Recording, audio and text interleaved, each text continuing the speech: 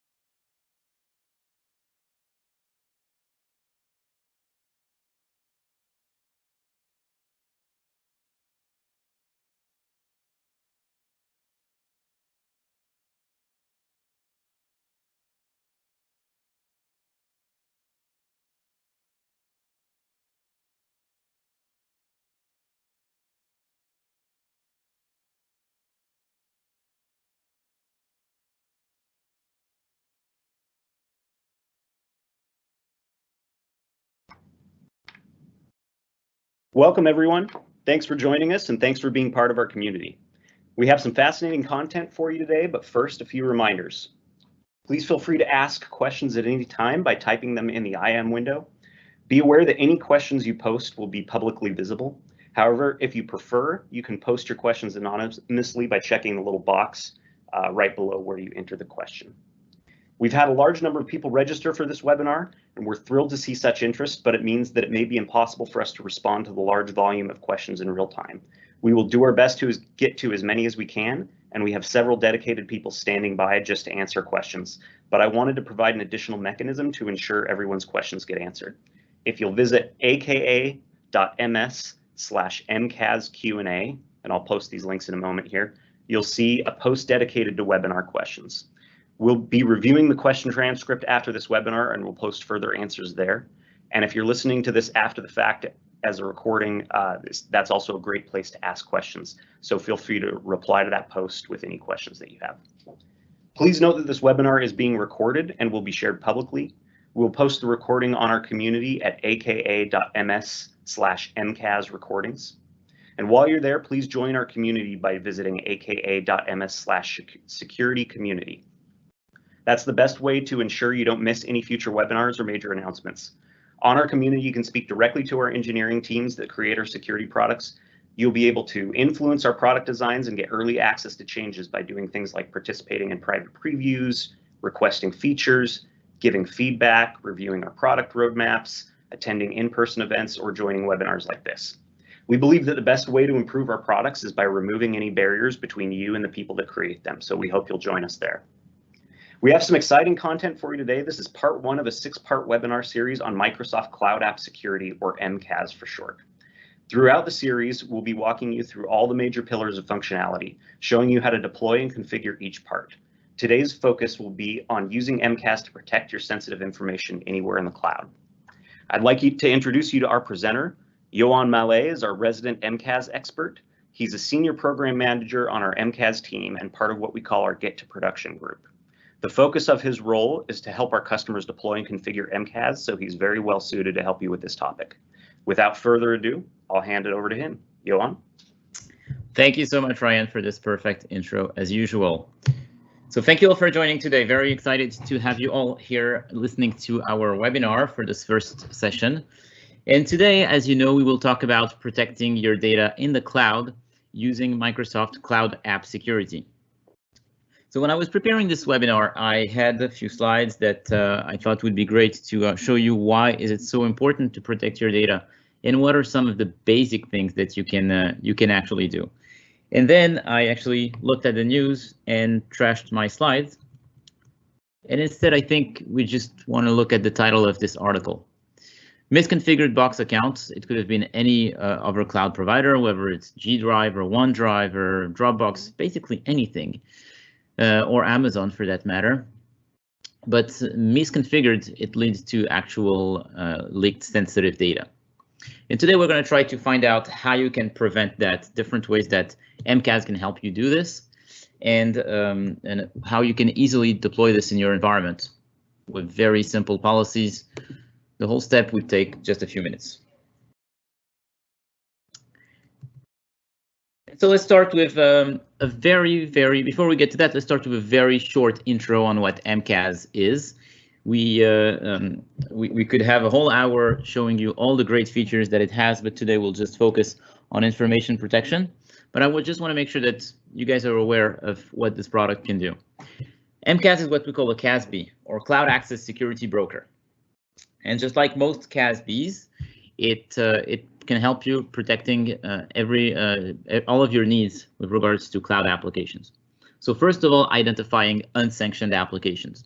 If you see that you have users posting things on Twitter or using Facebook or Dropbox as a means of storage, you really want to know about this. You want to make sure that when users are storing corporate data, they don't store it on their personal Dropbox or any other storage solution.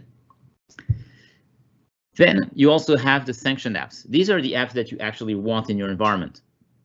So here we're talking about Salesforce or Office 365 that you actually pay for, and you want to make sure that your users are leveraging them, but in a safe way, not doing any stupid mistake, just like we saw in this article a few seconds ago. And finally, on top of that, as MCAS is very well connected to those sanctioned cloud applications, it can help you protecting from cloud threats and detecting them very quickly. We have a large number of detections that are built in Microsoft Cloud App Security, such as brute force, impossible travel, and a lot of others. We'll cover that in a separate session, by the way. And MCAS will help you detect that. But today we will focus on how do you protect the data that you have on your sanctioned applications.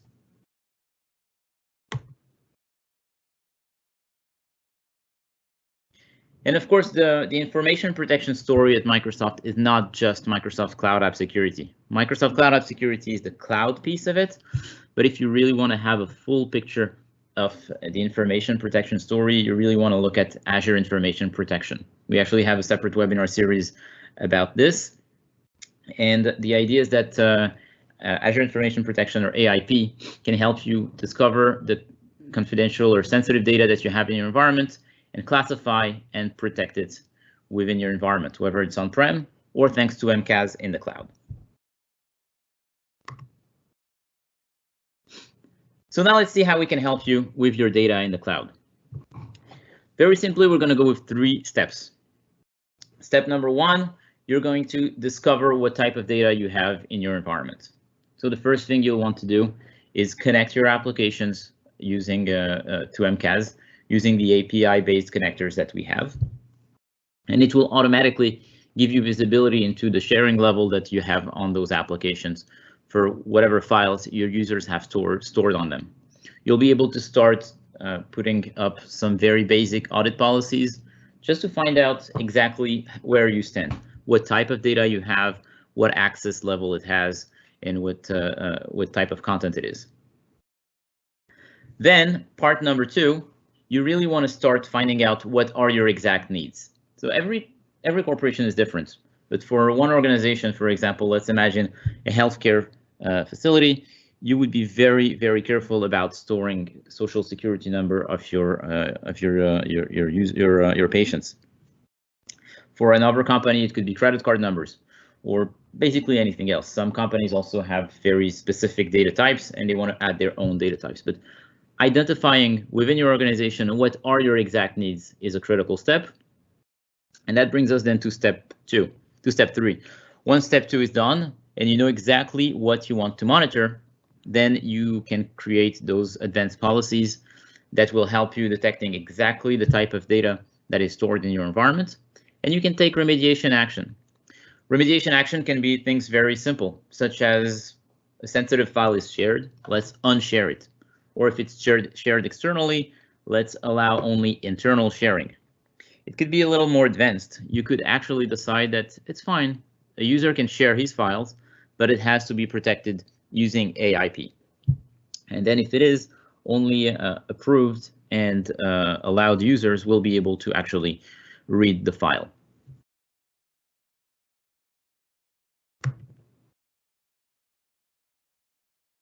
Quick use case, very simple one. But if a user uploads a sensitive file to his favorite cloud app, let's say Box for that matter, we can configure a policy that will automatically apply a classification label to protect the file. And this way, even if the user shares the file, there's not much risk. The file will be protected and only the approved users will be able to read that file.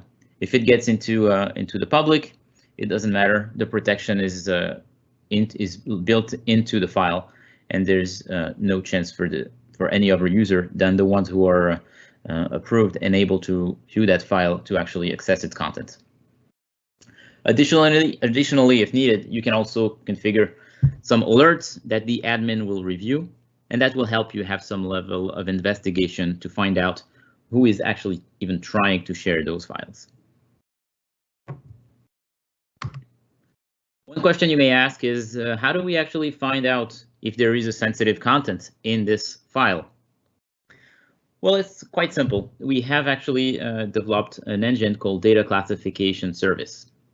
That engine has 90 built-in sensitive information types, and you can actually create as many as you'd like.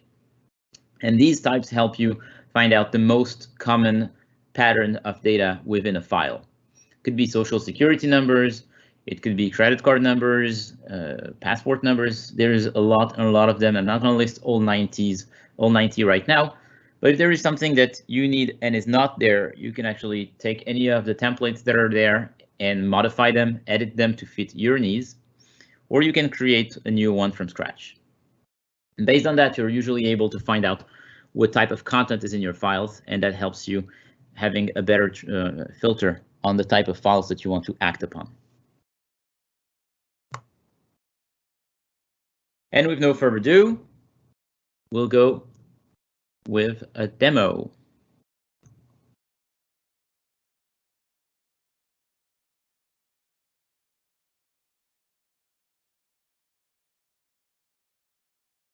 So for those who have never connected to Microsoft Cloud App Security, this is the main dashboard that you have. You can see the latest alert that happened. There's a lot of things with regards to threat protection that we will not be covering today, but we'll talk directly about how to investigate or anything related to file and information protection. So if I click here, under Investigate and File, I have a beautiful list of all the files that are in my environment. It's a large list. You can see 1,000 plus file. Let's filter that down a little bit. So we want to find out only which file are shared with an access level that would be public or external.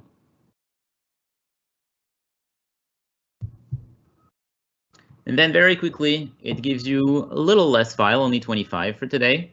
And you can see exactly which files are shared in the cloud and are able to be accessed by external users. So if I take any of these, I'll be able to find out exactly who has access to this file. So we're going to check this pre-release memo. And you can see right away, it tells you if people who have access to this file are public or internal. In that case, it's mostly internal, but there is this little public shared link that is actually risky. If this data is confidential, it may lead to some leakage. So if you want to protect from that, a quick and easy way to do it is just clicking here and make the file private. This way, only the owner of the document, Megan, will be able to access the file. If you want to go a little bit more advanced, you can apply a classification label directly from there. So that would help you making sure that only the people who have access to those files with a specific AIP classification label would be able to read the file, such as everybody in the company or only a restricted group, depending on your need, of course. You're going to tell me that's great, and I believe it is great. We can already see a lot of relevant data, but it's very reactive. I'm not going to go through all of these files and decide what I want to do. It doesn't make much sense. What I want to do is have MCAS do it automatically. And for that, we have a magic button, new policy from search, which I'm clicking here. And automatically it gives me the exact criteria that we had in our search to create a new policy. And this way, I will be able to, if I click edit and preview result, we'll see exactly what we had a few seconds ago. But then I'll be able to add more filters. So for example, I really like the idea of having all the public and external shared files, but I want to go a little deeper. I only want to have those policies apply when there is a sensitive content. So for today, we'll look for a credit card number. It's a very clear and simple one. And here you can see that I changed the inspection method and I have advanced settings. You can define the accuracy level. You can define the max, so that's minimum or maximum accuracy. And very interesting, you can define the instance count. Very often when you see in a file one social security number or one credit card number or one IBAN number or anything, it's usually the users, and reporting on these or acting on these would be a lot of false positives. In our case, maybe we want to bump it up to, let's say, 10. So anything with less than 10 credit card numbers would probably be a personal file and not something that would be important if it was leaked. Obviously, it's something that you can decide, but these are some of the options that we have.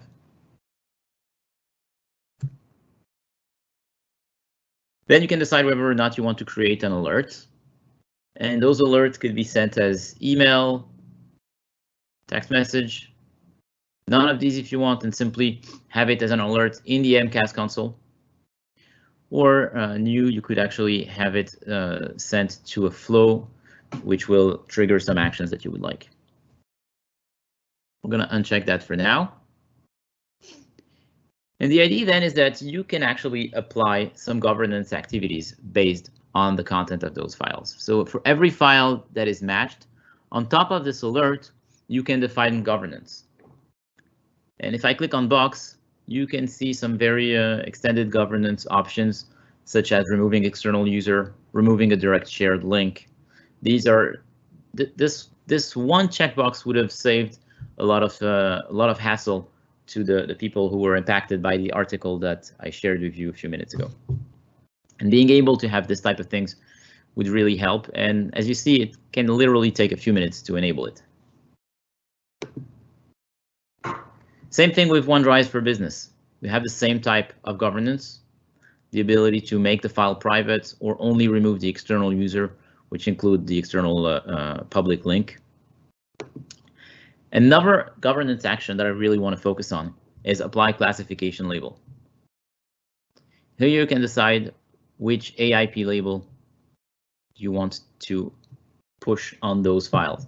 And this way, MCAS will actually apply this label and the files will be protected automatically. You don't have anything to do, just enable that policy, and anybody who has a file that is shared and contains more than 10 credit card numbers will be automatically protected using AIP.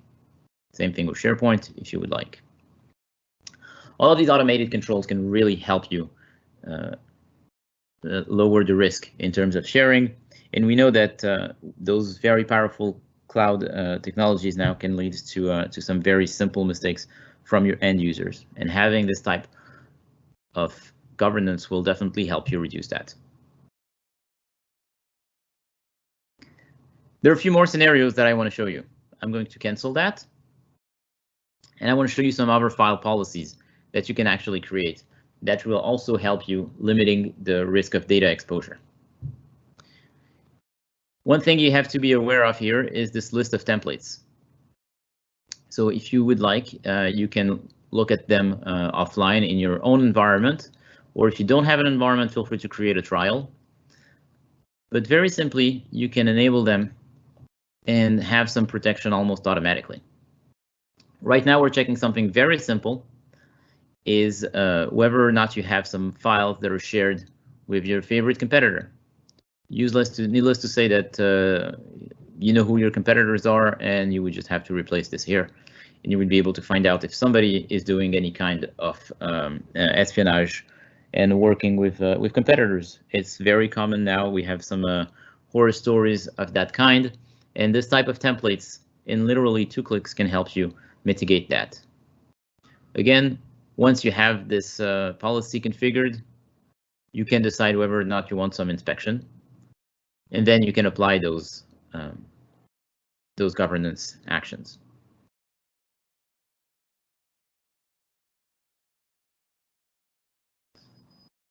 Another very common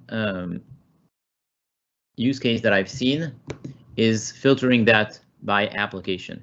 In a lot of cases, you know that some applications are very prone to errors from your users. So here I would have my box tenant being able to alert us from every kind of file that would be shared.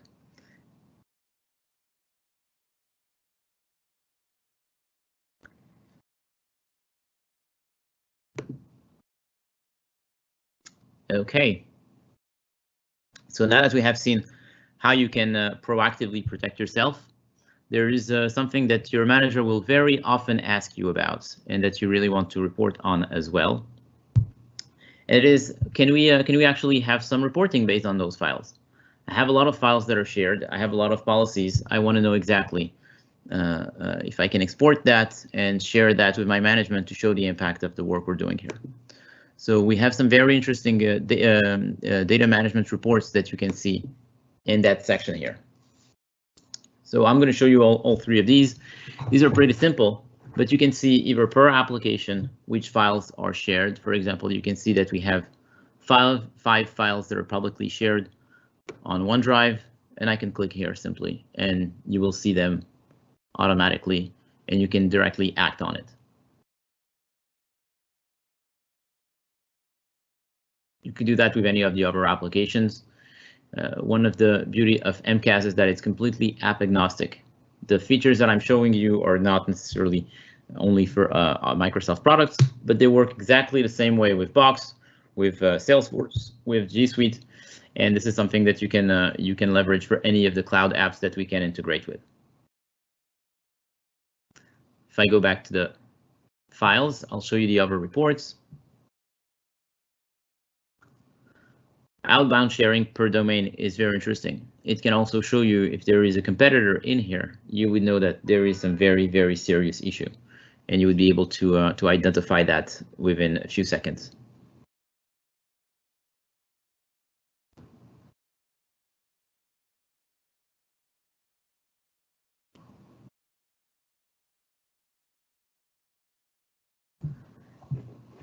And finally, the last report here would be based on files that are on who is actually sharing those files. So you would be able to find out on the different accounts that you have, who are the main users sharing files. So we can see our friend Sylvia here has shared 7 files. If you click on it, we can obviously see it, and then you can decide, as usual, what you want to do with these. Make them private. You can trash them directly, or have some different actions based on these.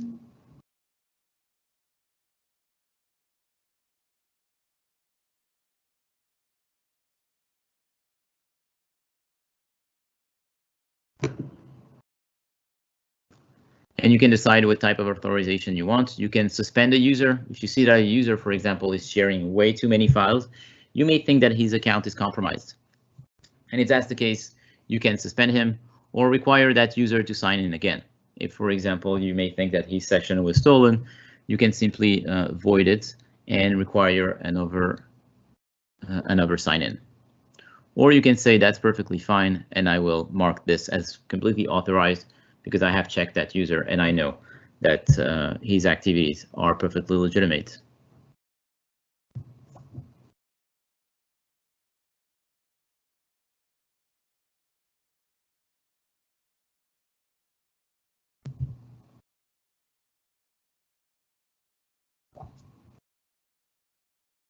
Excellent. Ryan, are there any questions that are related to the topic right now? We've had a few come in that are related. Does anyone who's been replying and speaking to him want to chime in on some of the ones that seem to kind of cover a theme?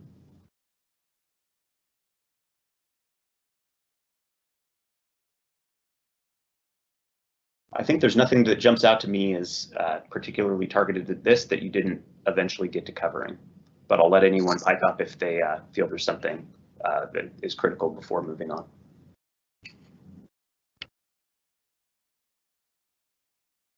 Excellent.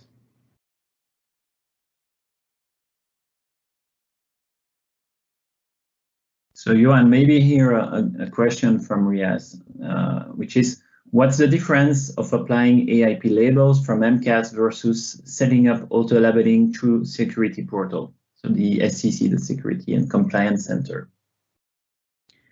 Excellent question. So MCAS will have a much broader reach than just the SCC portal.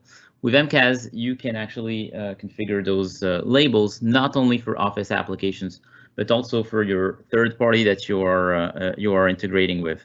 For example, if you have Box, if you have Salesforce, you will be able to review the data that is stored in there.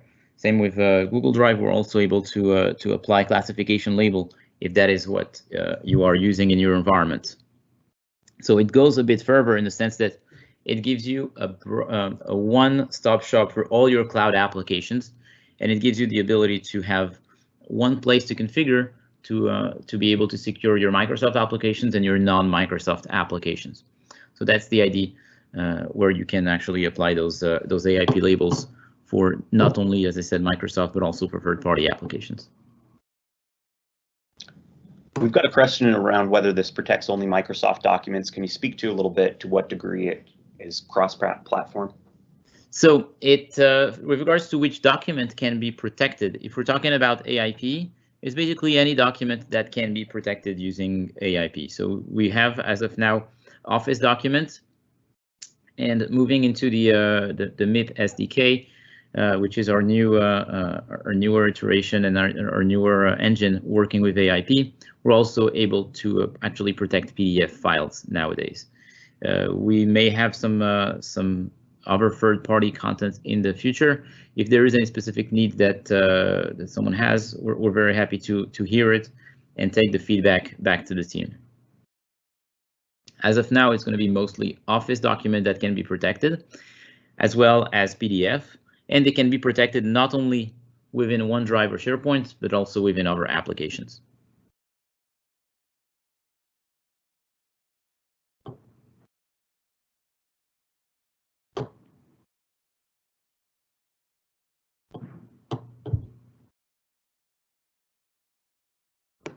So I'm going to go back to the slide deck, and I want to show you one very important summary slide, just to make sure that we can gather some actions for you guys who are working in those environments in your internal environments, and then if we can help you with some very basic steps that you can have to configure those file policies and protecting your data, that's really the steps that you want to follow.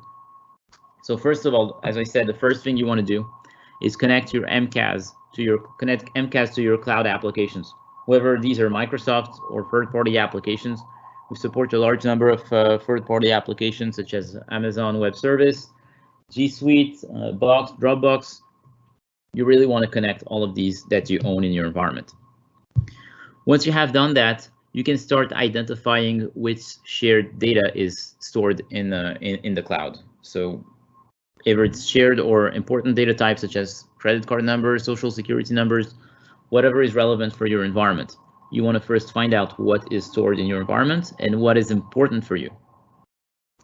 Once you have started that, you can usually apply those policies in audit mode.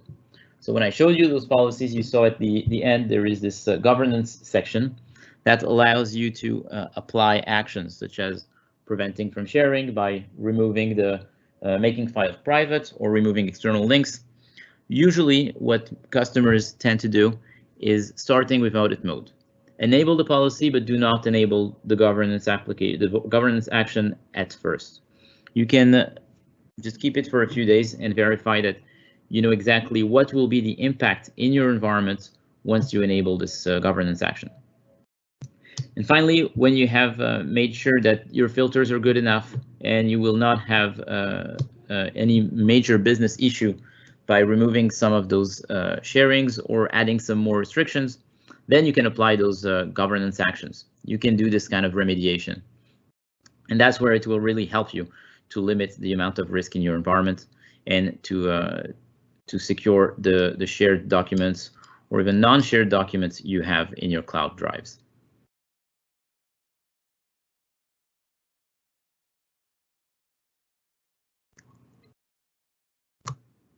So with no further ado, we'll open for any questions that are related to MCAS. I'll be happy to respond, and the rest of my team as well.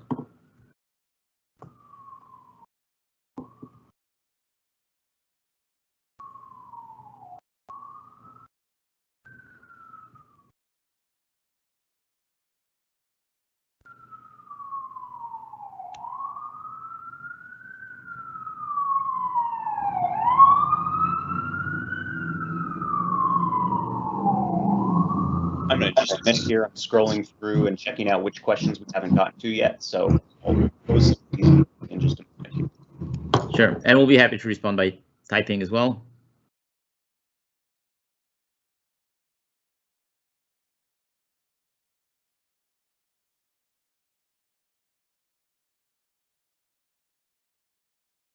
We've got one question around what does suspending a user do?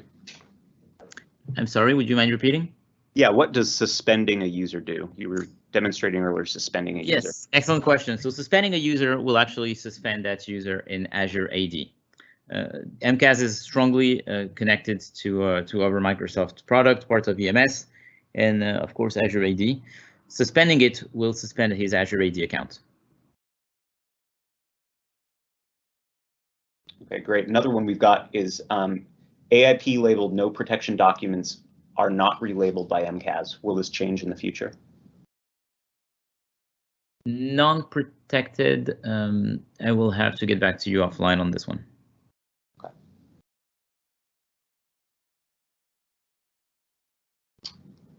And we had someone asking about the roadmap. Can we speak to the roadmap in this forum at all, or is that something we'll speak to later? We have a lot of things in our roadmap. So if you followed the announcement, we had a lot of new features that we announced at RSA a few weeks ago. Most of them will be around a lot of them will be around threat prevention. So it's something that will be also relevant in our next week's session. With regards to file and information protection, we're also adding options for more applications to be protected. So right now we have a limited number of, we have a fixed number of applications that we have API connectors with, and in the future we want to grow that as much as possible. So there are applications for which we are currently in process of developing API connectors. Right now the next one will be WebEx. And we are also working on an API that application vendors or customers can use to develop their own API connectors to MCAS, which means that virtually you could soon onboard any application as long as a module is created for them. So these are the things that will really help in terms of information protection, because all the beautiful features that I showed you today, we will be able to enable them for not only the applications that are already configured to have an API connector in MCAS, but basically for anything in the future. Great. Here's another question. Does MCAS do anything in line to prevent data from ever reaching things like Box.com for companies that don't want employees using those services? Or is it only API integrated and you have to be a Box user? Excellent question. So if you're talking about public box, such as somebody connecting his own private personal box and uploading data, we are actually working on solutions like these. This is something that we will actually discuss in one of our next sessions with regards to discovery. The idea of discovering what kind of applications are used by the users, by the end users. Then we're able to have some ways to block this traffic. So we will extend much more in those in those sessions, but basically you could definitely prevent traffic to some of those apps, either through exporting a script that will have a list of applications that you want to block, or we also have some inline integration with some web application proxies, such as iBoss or Zscaler. And in the future, we'll also have some strong integration that we continue to develop with our own product, of course, Windows Defender ATP, so that you would be able to block at the client level which applications users can connect to or not.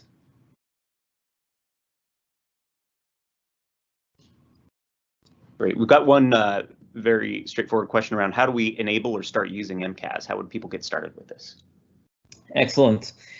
The very simple. So if you don't have anything, you can just you can go to our Microsoft website and simply create a trial for MCAS. That will take a few minutes and will be valued for about a month, and you'll be able to try it out and see how it goes. If you already own either MCAS standalone or EMS E5, you can simply enable it from the Office portal, and you will be able to start using it. The first thing you want to do usually when you start using it is connecting Office, which literally takes about 5 seconds. Once you do that, you can start creating those policies that we just showed here.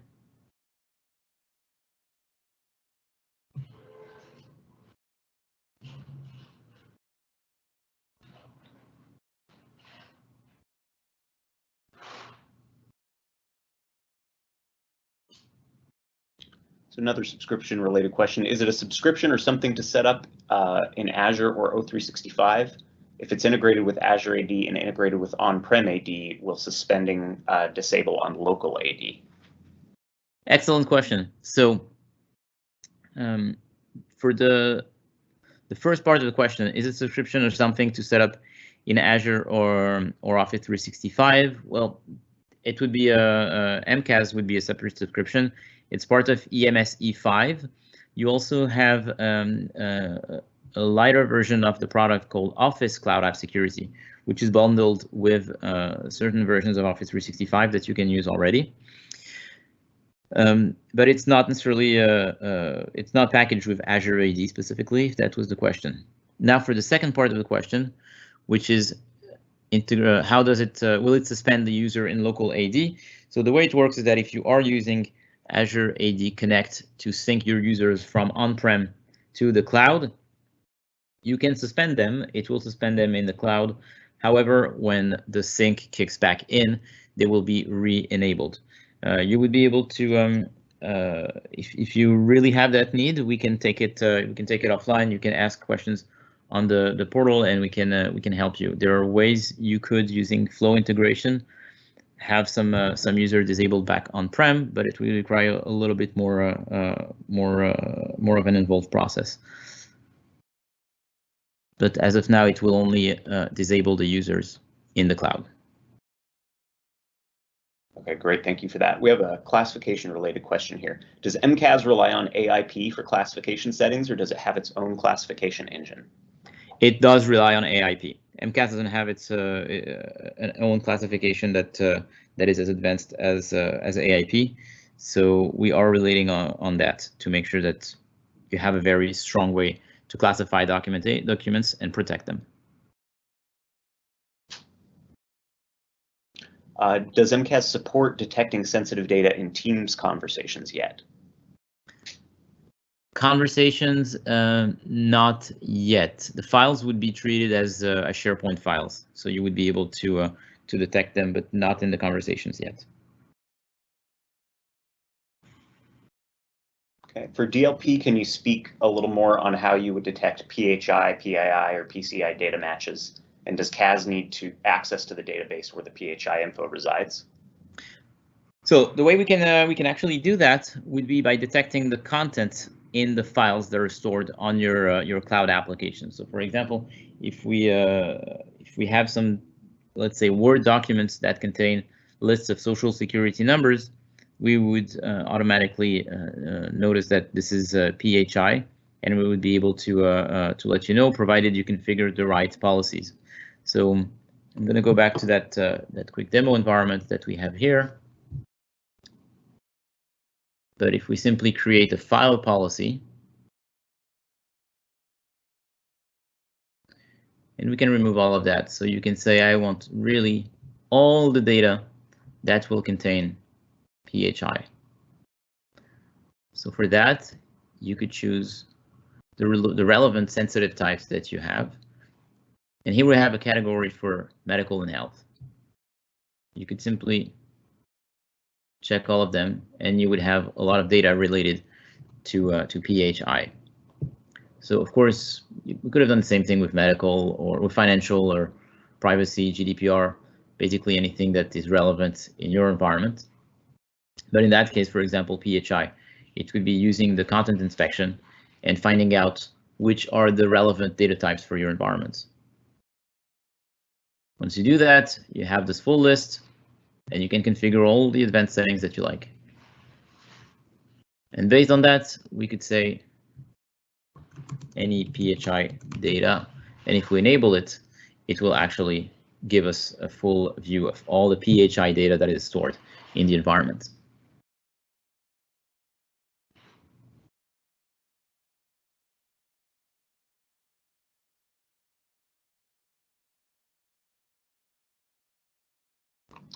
So another question we had was whether MCAS is available as a standalone product or only part of the suite.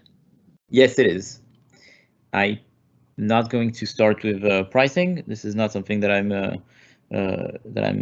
knowledgeable about, but I think that you want to talk to your account team and work the details for that. Very often customers buy it as part of EMS E5, but it is definitely possible to buy it as part of a standalone. We've got a question around, will MCAS eventually have a dashboard like AIP Analytics where there are pie charts showing the number and types of sensitive information discovered? We have some dashboard that we're working on. I cannot share the level of details that we will have as of now. Okay. Another one, will we get better integration of MCAS with Azure Security Center where files are concerned so that we can apply classification and other MCAS policies? So with Azure Security Centers, we already have some level of integration, but I'm not sure if you're able to give me more detail about exactly what you would like in terms of integration. I would be able to respond more in details.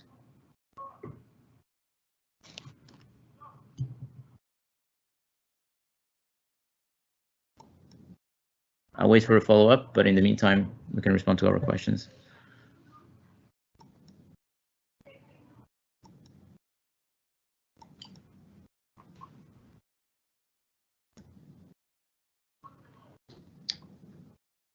Can you pull in the Power BI data to build custom reports? Yes, there are ways to export data to Power BI. More will be announced soon. Technically, it's possible. Not a lot of customers actually do that, but it's there are some possibilities to export data.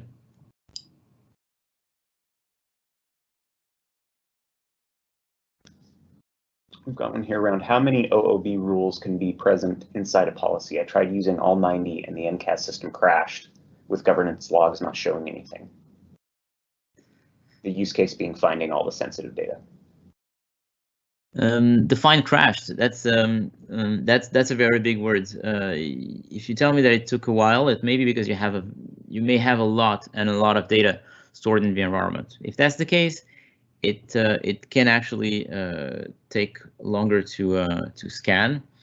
But indeed, all 90 sensitive types can be a lot. So I would assume that it would take a bit longer to scan. Not necessarily something that I would recommend. If you really have a lot of different data types that you want to scan, I would usually recommend having more than one policy, just so you can actually categorize which rule is being triggered by which type of data. It would be just, for simple organization purposes. When you look at the data, you will be able to find out which alert triggered a specific type of data. Okay, great. We've got a question here around false positives. Since it's not detecting exact matches, does this lead to a lot of false positives? Can you speak to that a bit? Excellent question. So it really depends on how you configure it. So this is why I like to have the idea of multiple criteria to limit the amount of results that you will have in an environment.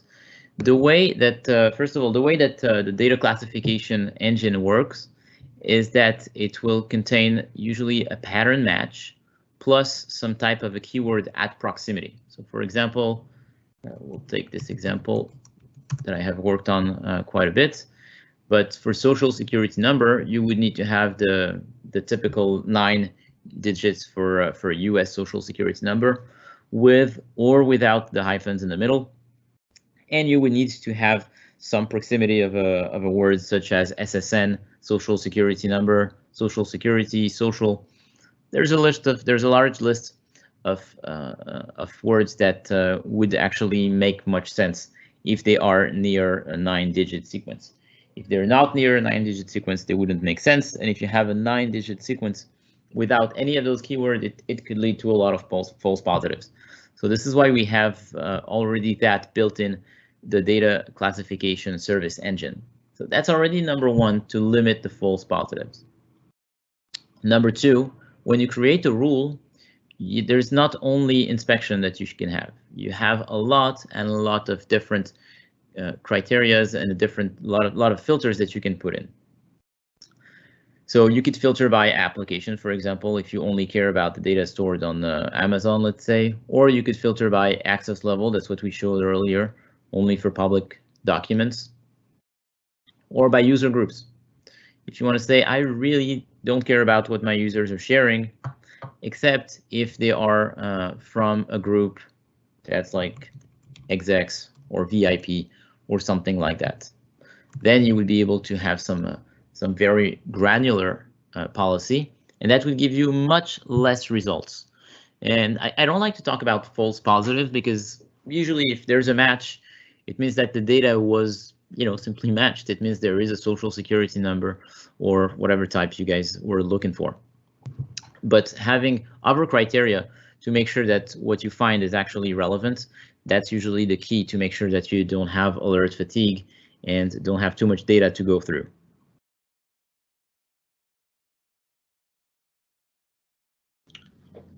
Do we have any plans to integrate MCAS with Trend Micro Proxy?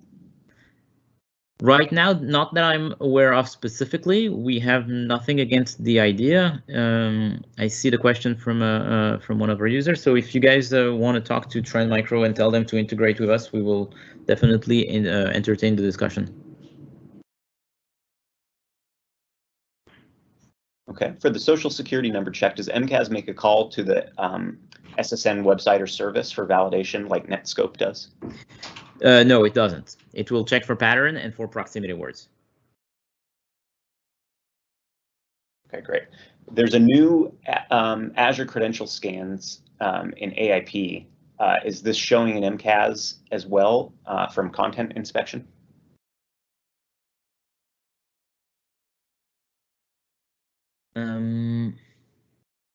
No, not yet, but that's probably something we'll be looking at because that's fairly new in AIP. That's just been made available.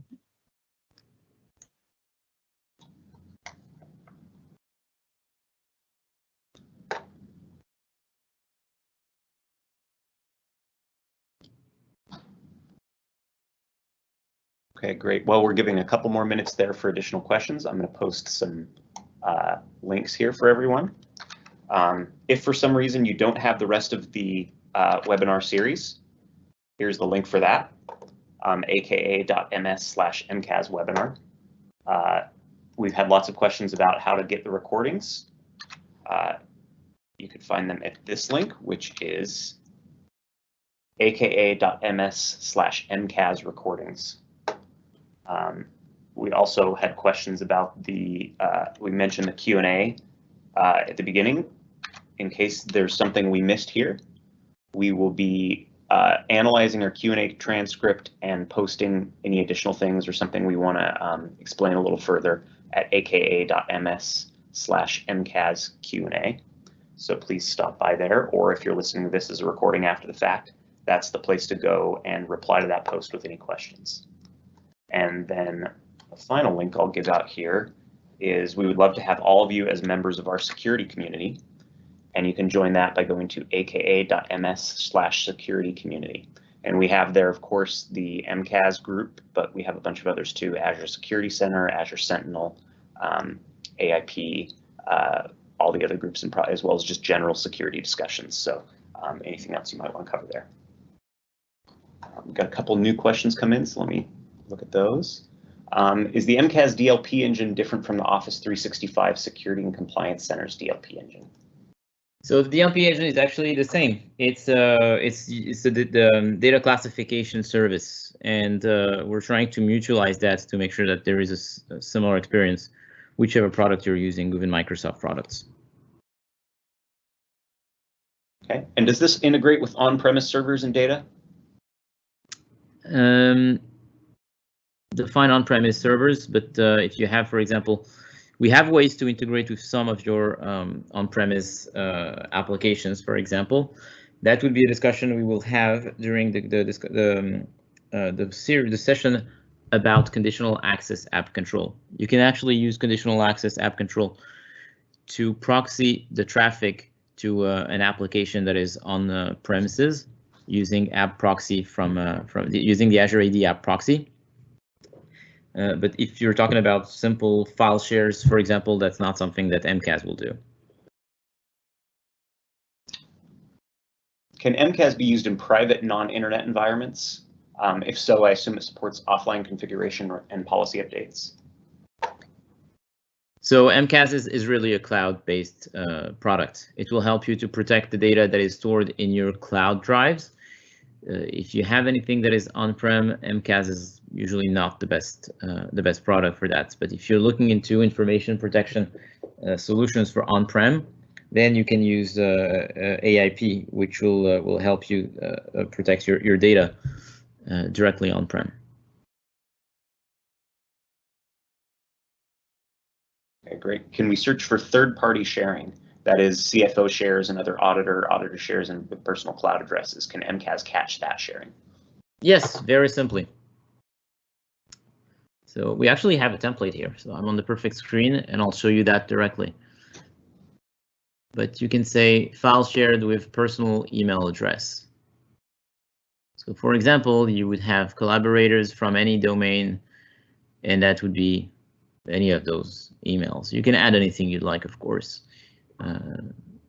Such as this in there, but you can add as many as you want, and that's the idea. It's very granular. It's the same thing that we showed previously with a competitor. If you have specific domains that you want to check, such as those personal email domains, you would definitely be able to do that fairly easily.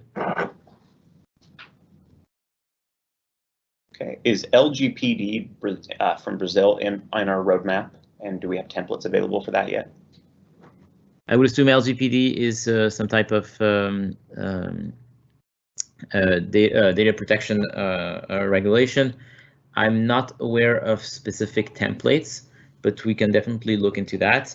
And if you have specific needs that are required by LGPD, we'll definitely look at them. There's a very, very big chance we can already integrate with that. There's a lot of things that are related to GDPR, for example, that we can help with, such as identifying personal data.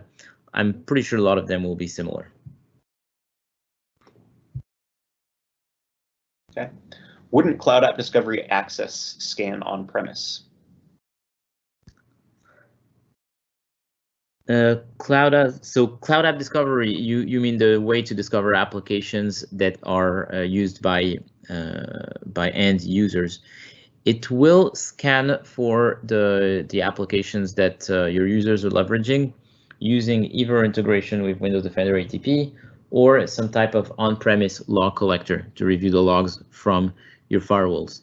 Again, we will have a full session on that in a couple of weeks, I believe, and that's really something that we will be happy to address at that point as well.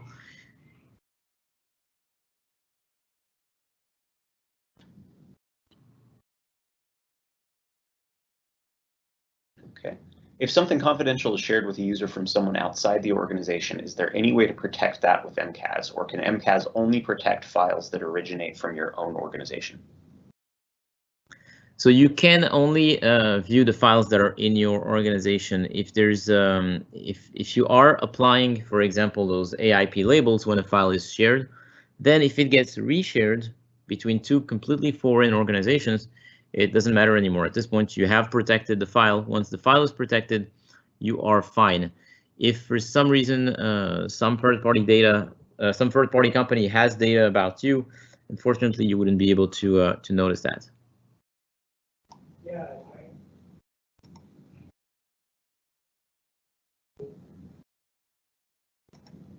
Oh yeah. Yeah, I'm on the.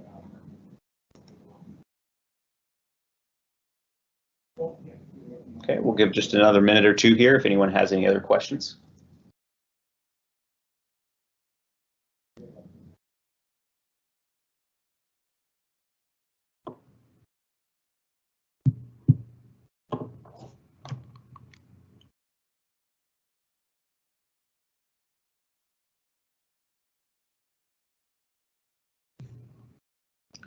Okay, I think our questions are starting to wind down. Did you have anything content-wise you wanted to add on the end, Johan, before I kind of wind down here?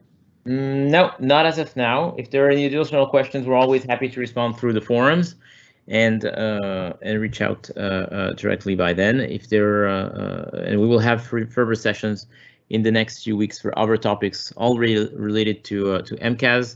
Today was really just one topic, which is information protection. We will have a number of other topics. As you all signed up, you have the agenda for what those topics are. I believe the next one will be threat detection and how you can protect yourself from cloud threats that are sent to your cloud applications. Yes, great, thank you. Remember, everyone, this is only part one in a 6-part series, so we do have all that other content coming. As Johan mentioned, the topics are listed in the invitation you received. You need to use a unique link to connect to each session. They have a different link, so be aware of that. With that, our next session will be the same time, a week from today. You're also free to join the European sessions. We had questions around some people traveling. You know, they're going to be back and forth between time zones. You can sign up for both sessions, it's fine, and join either one, whatever's convenient for you. And that aka.ms/MCAS recordings link has the recordings for both sessions. So you should be able to get all of that there. So thank you very much for joining us today, and thank you for being part of our community. Thank you, Johan, for presenting this fascinating content to us, walking us through all these details, and we're excited to see more of it next week, and we hope we see you all again then. Thank you. Thank you all for joining, really appreciate it.